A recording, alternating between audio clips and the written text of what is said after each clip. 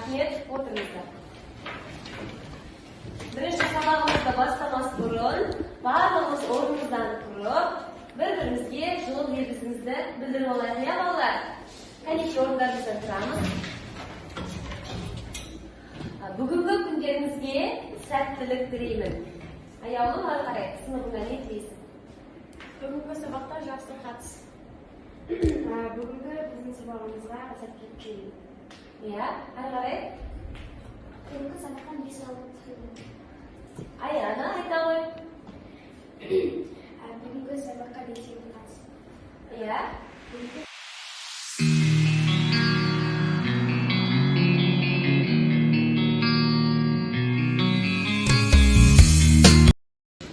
Ал балалар, сабағымызды бастамас бұрын топқа бөлініп алайық, иә? Топқа бөлінбес бұрын әуелі сіздер маған өздеріңіздің бір-бір заттарыңызды ұсыныңыздар. Мен сол затты қай жерге қоямын, сол жерге барып отырасыздар. Жарай ма? Солай топқа бөлінеміз. Ал кәне, беріңіздер. Мен кімдікі қайсы екенін білмеймін, қазір ұмытып қалуым мүмкін.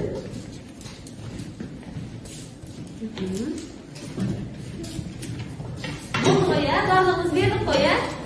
Жақсы, заттарға қарамай. Қазір өз заттарыңыз қай жерге барды? Асықпаңыздар, мен барлығын қаратып алайын, иә? Өз заттарыңыз қай жерге барды, сол оқушы сол жерге келіп отырады. Мен біреу қалды, иә? Бесеу болды ма, мына жақта? Жақсы. Заттарыңызды таныдыңыздар ма? Кімдікі қай жаққа кетті? Сол жаққа ауысамыз. Өзіңізге келді ме? Жарайды.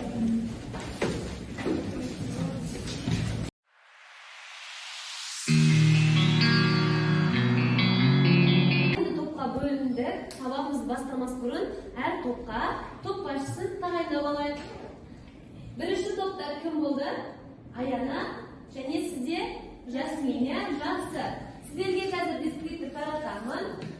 Бұл жердегі оқушыларды бағалап, өз тобыңыздағы аты жөндерін жазып, бағалап отырып, сабақтың соңында маған өткізетін боласыздар. Жақсы, олай болса сабағымызды бастайық. Ал балалар, біз үй тапсырмасын отзыв question әдісі арқылы қайталап өтейік. Сіздерге сұрақтың жауабы берілген, сол сұрақты табу керексіздер. Мына жерде 2 қағаз қалдырып алыңыздар. Топ бойынша ақылдасамыз және ол сұрақтың жауаптың сұрағы қандай екені екеуі сіздерге бұйырды. Сол бойынша ойланып алыңыздар, жарай ма?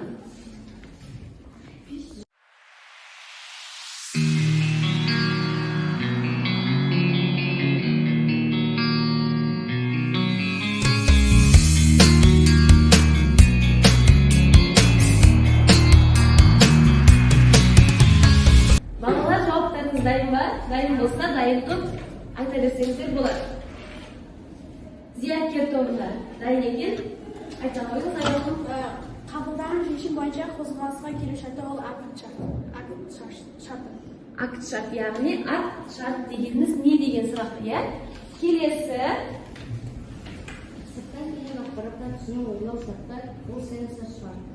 Сенсор шарты дейді, яғни дұрыс сіздерге 2 стикер. Алыңыздар. Сіздерде парасат программа тобы айта ғой.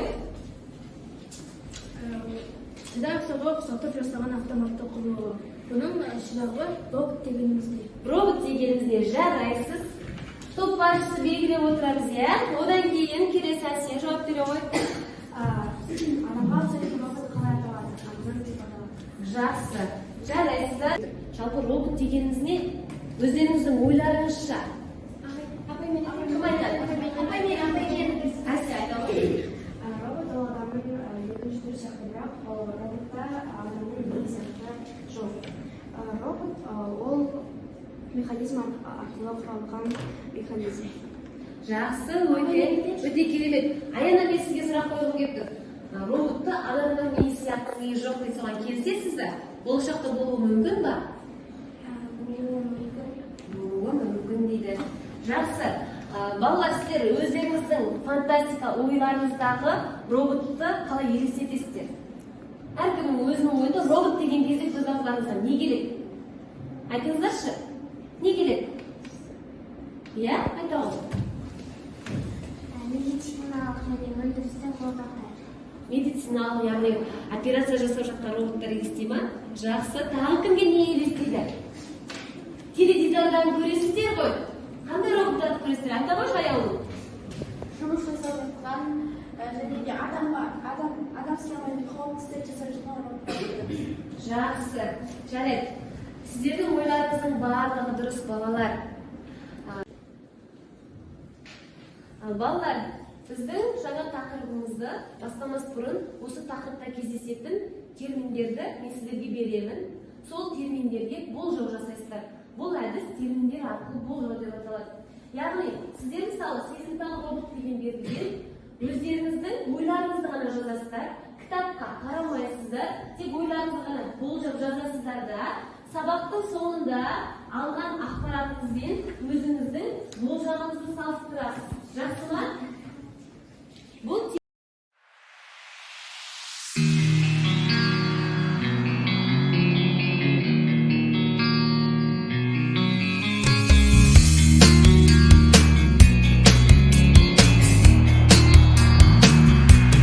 терминдер арқылы болжап болған болсаңыздар, жалпы бүгінгі оқу мақсатымен және сабақтың мақсатымен сіздерге біз бүгін робот анықтамасын тұжырымдауды үйренеміз және де роботтар тарихымен танысу және оның ерекшеліктерін саралау біздің бүгінгі сабағымыздың мақсаты. Балалар, сіздерге жаңағы ең бірінші робот туралы ең адамзат тарихындағы алғашқы ең керекті роботтардың бірі луноход деп аталады. Сіздер мән беріп қарасаңыздар, жаңағы сіздерге берген терминнің ішінде луноход деген термин болды, иә?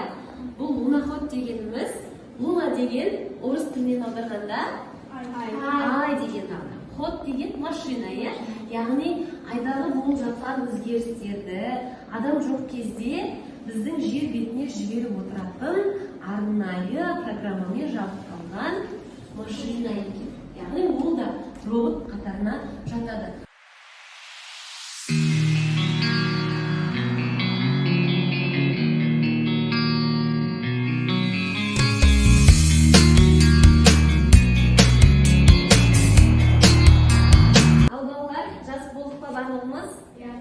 Жақсы, олай болса, бір оқушы тұрып, өзінің жазғанын оқыса, аяулым, жақсы.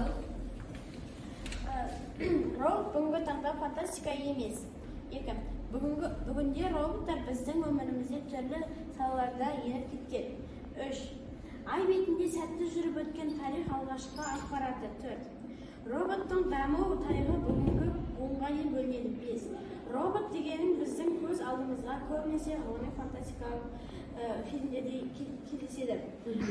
Осылардан таңдаған сөзім: біріншісі робот, екіншісі еніп кетті, үшіншісі сәтті жүріп өтті, төртіншісі 3 буынға бөлінеді, 5 фантастика.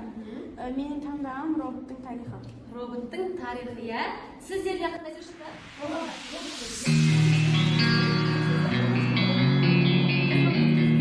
Топтық жұмыс. Екі парақтан берейін, иә? Екі парақтан беремін.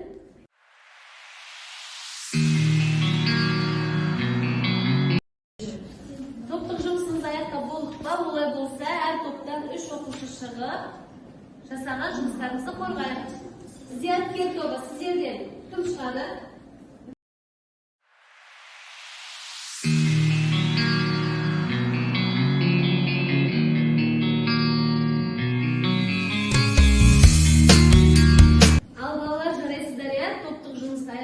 Енді жеке жұмыс жасаймыз.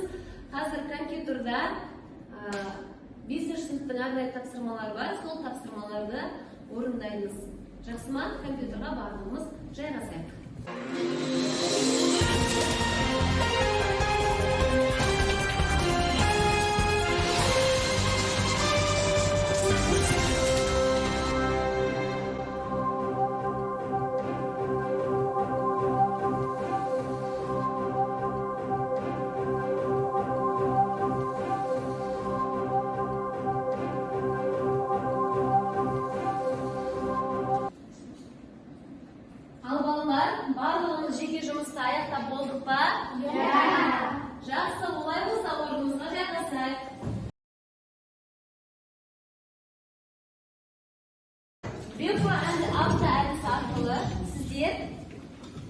сабаққа дейін үйренгендеріңізді, білгендеріңізді және осы сабақтан үйренгендеріңізді мына кестеге толтырып жазасыздар.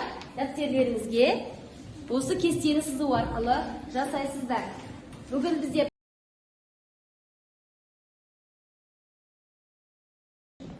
ал балалар, бүгінгі сабақ қызықты болды ма? Тақырыпты түсіндік па? Балалар, енді сіздердің көкейлеріңізде қандай сұрақтар жүр, қандай ойлар жүр, соны стикерлерге жазасыздар да сұрақ қобдишасына салып қоясыздар. Сіздердің бұл сұрақтарыңызды мен үйден талқылап, келесі сабақта түсінбей қалған жерлеріңізді мен қайтадан бір қатал өтетін боламын. Бүгінгі сабақта түсініксіз болған, немесе тағы да білгілеріңіз келетін сұрақтар болса, осы стикерге жазып, сұрақ қобдишасына салып қойыңыздар. Жақсы ма?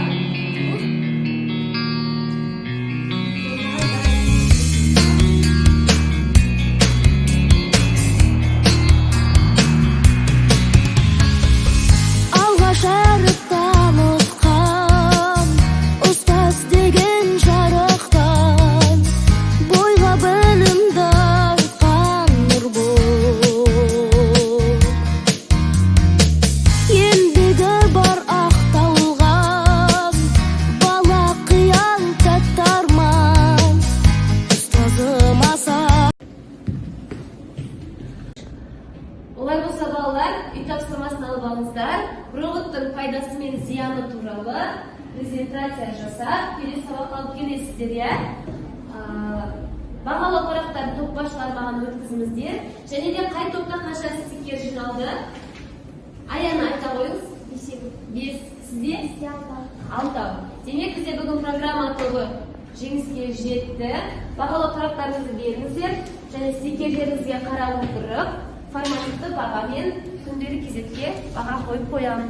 Үйге барғаннан кейін қарасаңыздар болады. Жақсы, рахмет, сау болыңыздар. Сау болыңыз.